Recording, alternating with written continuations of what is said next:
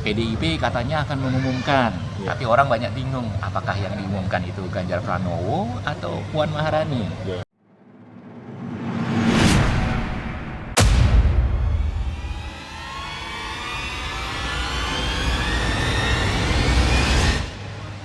Pada hari ini kita bertemu dengan seorang sahabat, Ganda Situmorang.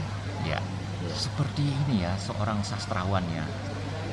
Ada sastrawan terkenal zaman dulu dengan marganya Situmorang juga. Sitor Situmorang. Iya betul, terkenal banget itu ya. Nah sekarang kita ngomong-ngomong soal keindahan ya. Indonesia ini kan dibilang adalah negara yang indah.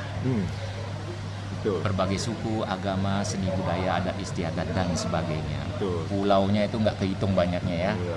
Bisa nambah terus loh pulau Indonesia kalau ada karena alam kan gitu. Iya. Nah sekarang kan begini, untuk menjaga keindahan Indonesia kan dibutuhkan seorang leader, pemimpin apakah di daerah maupun secara nasional. Betul. Nah sekarang kan lagi tahun politik, sudah heboh soal bakal capres, bahkan yang ada sudah ada deklarasi segala macam. Salah satunya Anies Baswedan. Oh, udah deklarasi ya. Ya kan gitu. Pak Prabowo sudah dicalonkan oleh partainya Gerindra.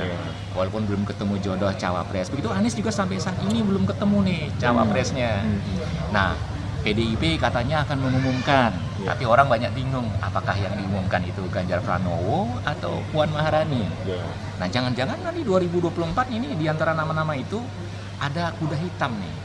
Tapi saya ingin nanya pendapat Anda, bagaimana kriteria Capres 2024 nanti untuk penerus Pak Jokowi? Gini ya, kalau kita bicara Capres itu, kita kan mencari pemimpin sebuah negara yang tadi NKRI dengan berbagai keanekaragaman, budaya, suku, wilayah geografis yang luas, dan kita punya konstitusi yang mengikat itu. Kita punya Pancasila, UUD 45 dan semboyan Bhinneka Tunggal Ika. Jadi kalau melihat akhir-akhir ini ya memang sah-sah aja, ada polling, berbagai macam survei untuk menghitung popularitas, elektabilitas. Itu sah-sah aja sebagai gambaran kira-kira yang populer sekarang siapa sih gitu kan. Dengan catatan surveinya kan pasti berjalan dengan kaidah-kaidah yang akademis gitu. Kredibel maksudnya? Iya, yang kredibel lah. Itu dengan asumsi seperti itulah. Tapi menurut saya sih sebenarnya saya lebih suka kalau kita itu berbicara mengenai siapa punya gagasan apa. Karena kita sekarang punya masalah besar yang sangat fundamental. Apa itu? Masalah korupsi. Kita mau bermimpi Indonesia 2045 kalau Indonesia emas maksudnya? Indonesia emas, kalau pola-pola penanganan terhadap kasus korupsi masih seperti ini, artinya RUU perampasan aset belum disahkan, terus potong masa tahanan kan. Saya rasa sekarang bisa dikatakan cita-cita pejabat kita jangan-jangan untuk korup. Begitu ya? Iya. Karena dulu kan orang kalau kita ditanya 100, cita-cita harus jadi tentara, jadi dokter. Ini kok cita-cita korup, itu gimana sih? Karena kondisi sekarang kalau kita dapat korupsi 100, dihitung-hitung ya, pernah saya ada baca 100 apa ini? M gitu?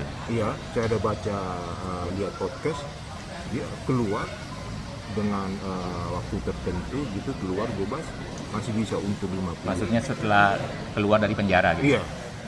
Tetap kaya gitu? Iya, tetap kaya, masih bisa beraktivitas, punya hak politik. Jadi saya lebih suka siapa figur yang berani mau berjanji untuk sasaran utamanya untuk memberantas korupsi, mau menggantung seperti di Cina, Hukum tembak malah di sana. tembak, pelurunya disuruh keluarganya. Kalau nggak seperti itu, ya